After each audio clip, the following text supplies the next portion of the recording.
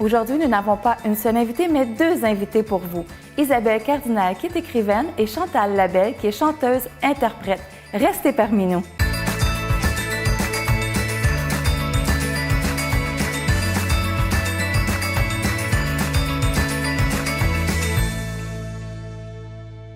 Bonjour Isabelle, bonjour Chantal. Bonjour. En fait, Isabelle, tu es écrivaine. Tu as écrit, dans le fond, le témoignage de Chantal. Et Chantal, bien, c'est une artiste, c'est une chanteuse, une interprète. Ses enfants la disent chanteuse internationale.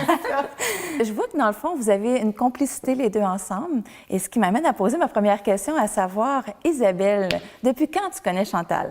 Depuis presque toujours. Oui. On était adolescentes toutes les deux. On allait à l'église de la Rive-Nord, on allait à la jeunesse ensemble. Elle jouait du piano, elle chantait. Puis il y a toujours eu un lien qui nous a unis. Qu'est-ce qui t'a amené à vouloir écrire le témoignage à Chantal? C'est ça, comme je connaissais Chantal, je connaissais son histoire et je savais qu'elle était touchante, je savais que les gens étaient touchés par son histoire. Puis elle, de son côté, elle sentait que c'était aussi le moment, puis elle avait pensé à moi. Donc, j'ai vu ça comme une confirmation. Je sais que ça n'a pas toujours été évident d'écrire le témoignage à Chantal. Quand on a fait les entrevues, on était assis sur le sofa comme ça, elle me parlait, elle me racontait plus en détail, puis j'ai réalisé que je connaissais son histoire, mais dans le fond, je ne la connaissais pas vraiment. Je ne savais pas toutes les profondeurs de son cœur, qu'est-ce qu'elle avait vécu à ce moment-là. Puis pour elle, c'était pas facile non plus, parce que c'est comme si elle revivait tous les événements. Et pour moi, quand je l'écrivais, bien, comme je cherchais à me mettre à sa place, je cherchais un petit peu comme à faire comme si c'était moi qui l'avais vécu. Et je voulais transmettre l'émotion dans le livre, donc, veux pas, fallait que je la vive un peu, cette émotion-là. Mm-hmm. Donc, c'était pas toujours facile à ce niveau-là. Ouais. Mais je pense que pour toutes les deux, ça a été... Moi, c'est venu me chercher. Vraiment, je pouvais sentir les émotions. Puis j'ai appris à connaître Chantal de façon différente aussi. Et puis, dans le livre, en fait, qui s'appelle « Éprouver », bien, c'est sûr qu'on raconte le témoignage que tu as vécu, Chantal. Pour nos auditeurs et auditrices, dans le fond, c'est de savoir qu'est-ce qui s'est passé. Mais, je dirais plutôt, comment a été ta vie, comment tu voyais ta vie avant le 6 mars 1996? C'est-à-dire que j'ai grandi dans une famille chrétienne. J'avais 8 ans quand mes parents ont commencé à aller dans une église. Des parents aimants, un frère, une sœur, tout va bien. Moi, je souffrais beaucoup de manque de confiance en moi-même. Tout le monde était plus belle que moi. Mais rien d'extrême, tu vois. C'est vraiment juste comme beaucoup d'enfants vivent des moments où ils s'aiment moins. Mais sinon, j'aimais Dieu, j'aimais les gens. J'ai commencé à chanter très tôt. J'avais 12 ans quand j'ai chanté pour la première fois avec ma mère. Donc, non, j'avais une belle vie. Si on parle du 6 mars 1996, c'est parce qu'on sait que tu avais un fiancé dans ces moments-là. Et puis, ça allait bien, puisque, bon, quand on parle fiancé, c'est qu'il y a un mariage à l'horizon. Oui. Et puis, il est arrivé un événement le 6 mars 1996. Durant la nuit, j'ai reçu un appel à la maison qui m'annonçait que mon fiancé avait eu un accident d'auto. Cette nuit-là, je suis partie à Montréal et quand j'ai vu mon fiancé, ben mon fiancé était dans le coma. Il était très magané, vraiment. Il était dans le coma, il est demeuré dans le coma pendant près de 2 mois. Il s'est réveillé tout doucement, mais ça n'aura jamais été le même homme après l'accident. Vraiment. Et pour moi, c'était la perte d'un homme que j'aimais, c'est sûr, mais aussi une partie de mon identité qui venait de partir. J'ai 19 ans, je vais me marier, c'est mon rêve de... Ben oui, la belle robe blanche. Chez moi, tout était fait. Hein. Le soir même de l'accident, on venait de signer notre bail. Donc, on était vraiment dans les derniers préparatifs du mariage et tout ça. Et ben, cette nuit-là, mes rêves, ils s'écroulaient. Et je dirais plus que mes rêves, je dirais aussi, j'avais pas beaucoup de confiance en moi-même, je m'aimais pas vraiment beaucoup. Et Georges était quelqu'un qui était aimé de tout le monde, il prenait beaucoup de place, il aimait rire, tout le monde l'aimait, Georges. Donc, j'étais devenue la fiancée de Georges Durepos. Ce qui n'était pas rien. Ben, toi? c'était pas rien parce que, ben, premièrement, c'était mon amoureux parce que je l'aimais. Puis parce que, mais comme je me sentais tellement inférieure, ben pour moi, je me disais, ben, moi, je vais me marier. Ça te donnait un petit peu plus une importance, Ouais. puis un Oui. semblant de confiance en soi en Oui, même temps. c'est Hein? ça. Puis je pense qu'au lieu de mettre mon identité sur Jésus, ben Georges avait pris un peu cette place-là. Et puis, quand tu as vu Georges sur son lit, dans le fond, à l'hôpital, quelles ont été les émotions? Parce que, bon, comme on sait, là, il y avait un mariage quand même qui s'en venait. Les préparatifs étaient pas mal tous faits. Donc, quelles ont été les premières émotions que tu as pu ressentir en voyant ton fiancé? Les premières émotions, je sais, honnêtement, je pourrais même. Tu réfléchis plus. Quand arrive quelque chose comme ça, tu es juste comme plus là.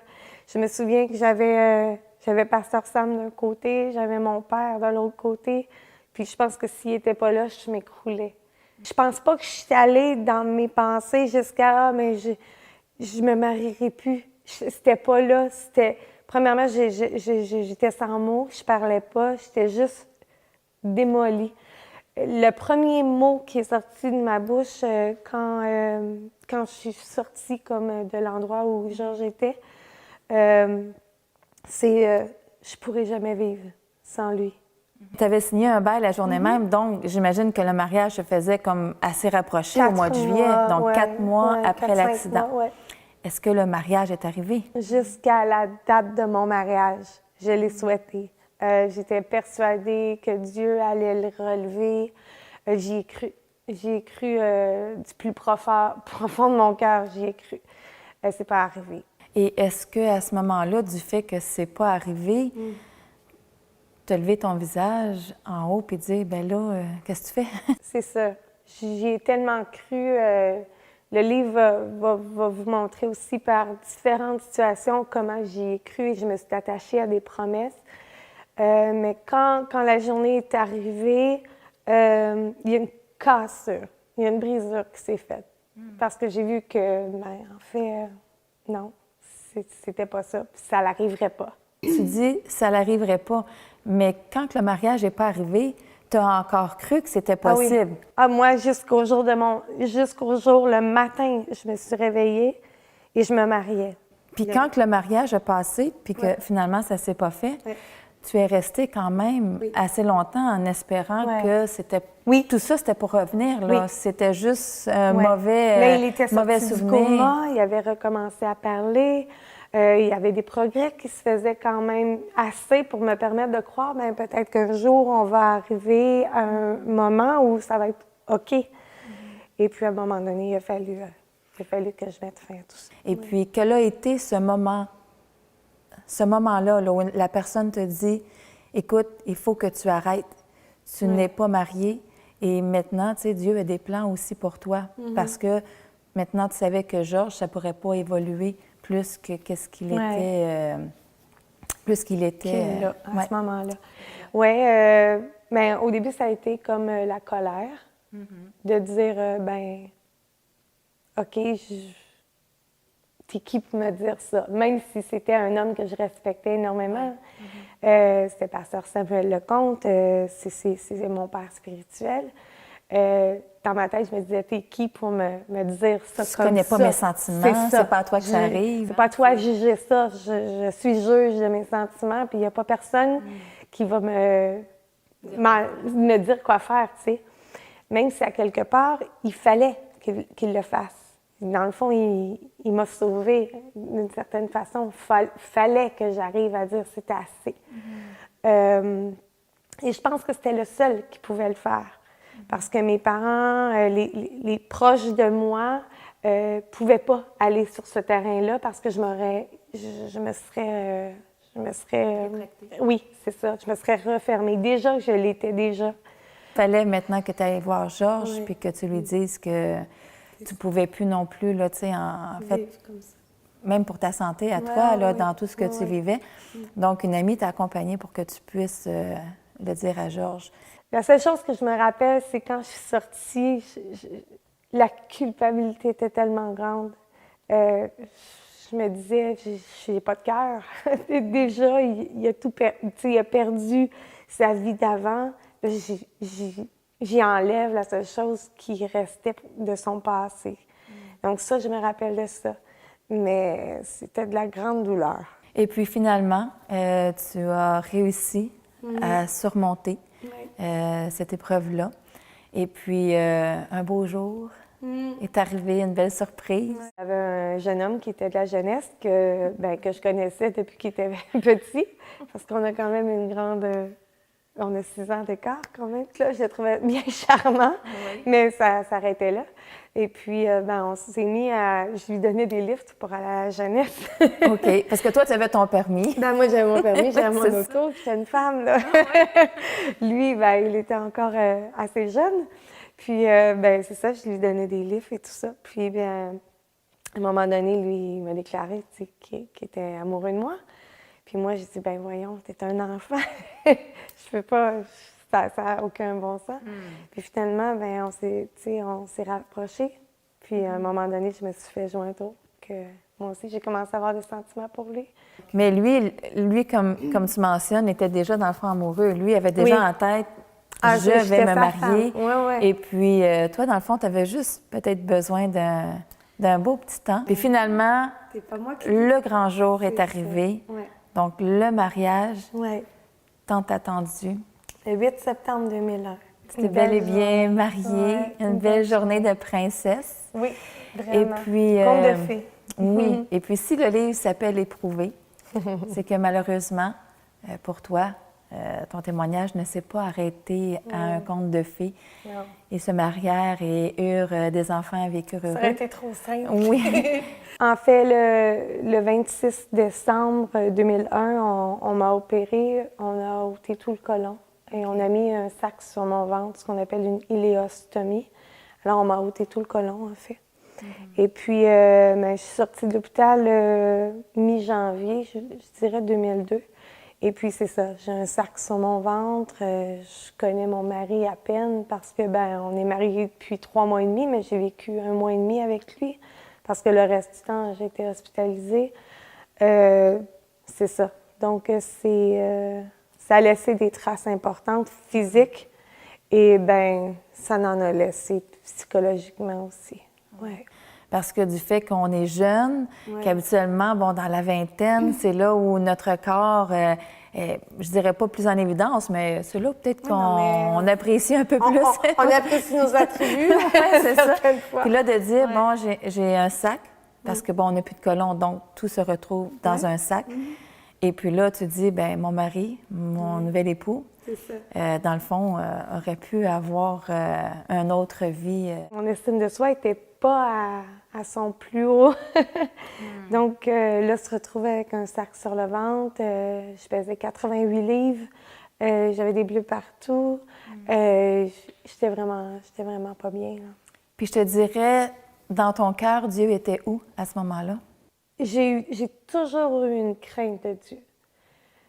Mais je dirais qu'à un moment donné, trop, c'est comme trop. Surtout à ce moment-là, de toute façon, j'étais même plus là psychologiquement vraiment. Ça faisait 1 mois et demi que j'avais de la morphine directement par intraveineuse dans les veines aux 4 heures. Je veux dire, j'étais pas là dans ma tête. La douleur était trop grande. C'était... Dieu, je le voyais comme plus de toute façon dans ma vie. C'était comme trop. C'était le néant. Je ne sais pas si tu veux expliquer un petit peu, parce que pour moi, dans l'histoire du livre Éprouvé, j'ai trouvé que de la façon que Isabelle avait expliqué le fait que il est arrivé un petit événement, des fois qui peut paraître banal, mais qui fait en sorte qu'il change tout le cours de ta vie, puis que te ramène totalement encore plus forte. Alors, cette époque-là a duré quand même 1 an et demi, je dirais, de grande noirceur. Pendant ce temps-là, tous les dimanches, je suis à l'église, je chante, rien ne paraît. Tout est beau. J'ai un beau petit canard, tu sais, la surface est belle. Oui, la surface est belle, les petites pattes en dessous, eux autres, ils se font aller. Jusqu'au jour où, un matin, je suis arrivée dans le bureau de mon psychiatre Et je lui ai posé une question. J'y ai juste demandé est-ce que je vais m'en sortir. Et puis le médecin m'a regardé dans les yeux. Ça m'a paru vraiment long. Et puis il m'a dit non.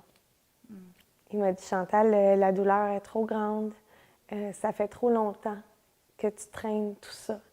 Il dit tu vas arriver à faire une vie normale, mais des médicaments, tu vas en prendre tout le temps. Des antidépresseurs et des consultations en psychologie aussi.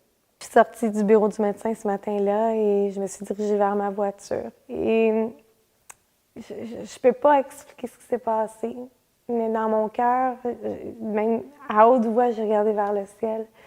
Puis j'ai dit, toi, tu sais pas qui je suis, puis tu sais pas qui je sers.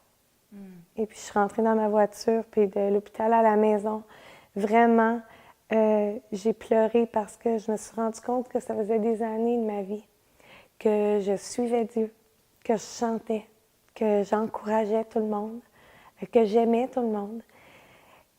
Mais Dieu, ses promesses sur ma vie, j'y croyais plus. Il y avait trop de douleur. Il y avait trop eu de déception, de frustration, de colère, d'amertume, de tristesse. Trop de tout ça faisait en sorte que je servais Dieu, oui, parce que je l'aimais à quelque part à l'intérieur de moi. Mais les promesses de Dieu sur ma vie, ça, j'y croyais plus. Alors, j'ai demandé pardon à Dieu.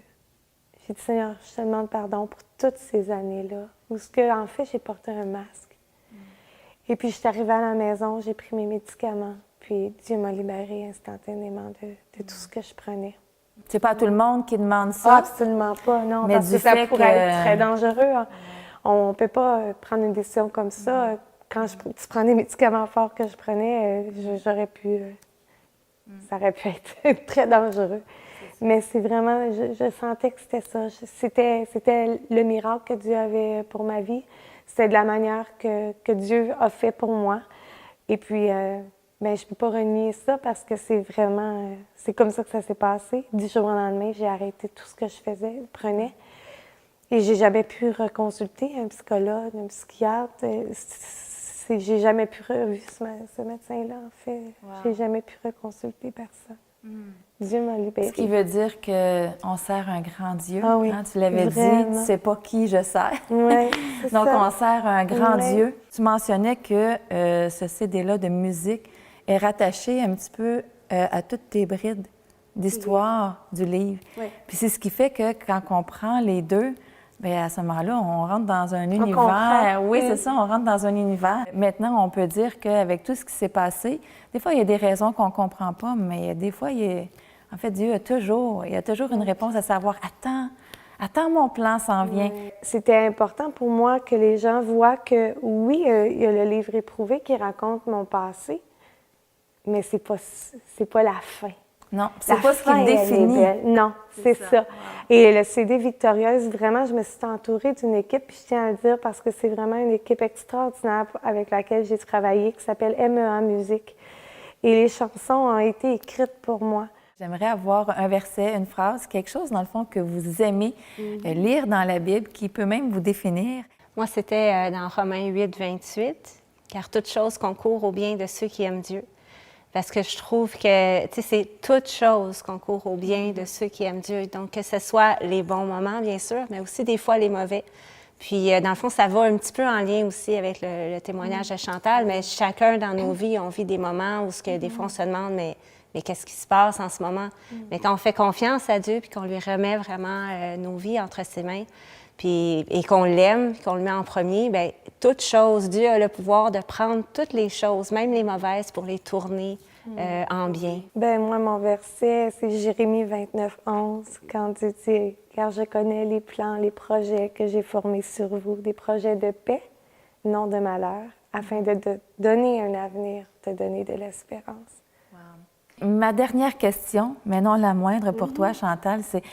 On a parlé un petit peu, bon, des fois de ton désappointement, mais du fait que tu as toujours aimé Dieu. Oui. Mais si tu avais Dieu, Jésus, devant toi aujourd'hui, malgré les embûches que tu as vécues, mais qu'est-ce que tu lui dirais?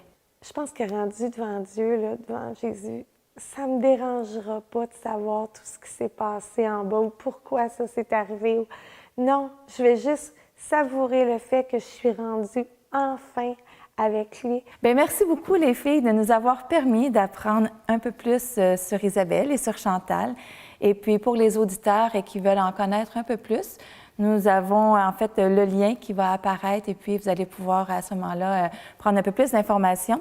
Et puis, sur ce, on vous laisse avec une musique, une louange que j'affectionne beaucoup, qui est le sacrifice. Merci beaucoup. Le sacrifice de ta vie m'a redonné l'espoir de vivre, de croire que j'en valais le prix, de croire que rien n'est impossible.